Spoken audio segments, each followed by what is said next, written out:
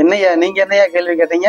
வாலிபம் என்றால் என்ன இல்ல, பிரம்மன் படைத்த படைப்புகள்ல மிகப்பெரிய ஒரு அர்த்தமுள்ள ஒரு பார்ட்டா நமக்கு மூன்றாவது எட்டில் நாம் வாழ்கிற வாழ்க்கை.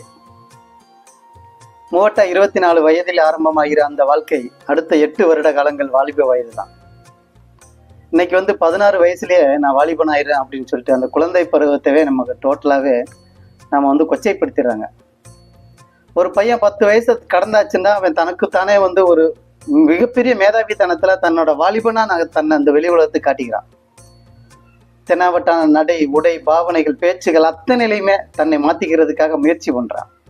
அதுக்கு இந்த சமுதாயம் வேடிக்கை பார்த்துக்கிட்டு தான் நிற்குது.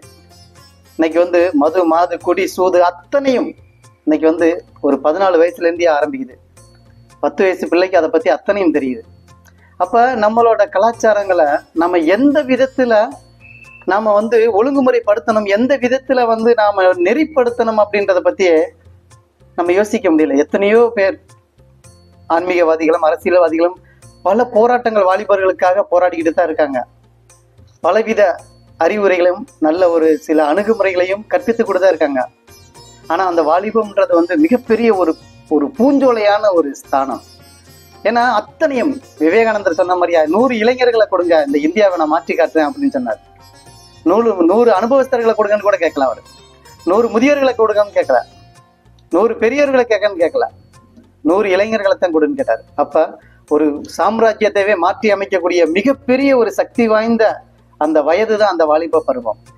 அந்த பருவத்துல நாம முறையா நாம செய்ய வேண்டிய அந்த வயதுக்கு தகுந்தாப்புல நாம செய்ய வேண்டிய கடமைகளையும் வாழ்க்கையும் நாம முறையா நெறிப்படுத்தாம இன்னைக்கு கால் போன போக்குல ஓடுறோம்.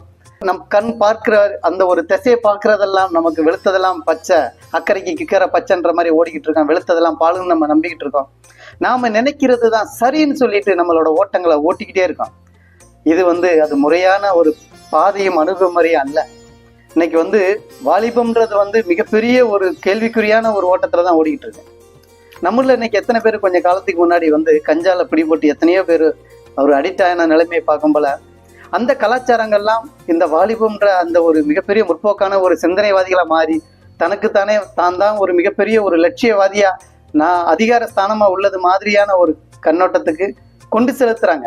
அந்த வாலிபத்தை மாற்றி அமைக்கிறதுக்கு முதல்ல வாலிபத்தின் அருமைய நம்ம பிரம்மன் படைச்ச படைப்புகளை மிகப்பெரிய ஒரு ஸ்தானமா கருதப்படுற அந்த நிலைய நம்ம உணர்ந்துட்டு அந்த நிலையில நாம உருவாக்கப்படுற நம்ம செயலாக்கப்படுற எல்லா செயல்பாடுகளும் நம்மளோட முதிய காலத்துல முதுமையில நம்மளோட வாழ்க்கையை நிலைநிறுத்தும்.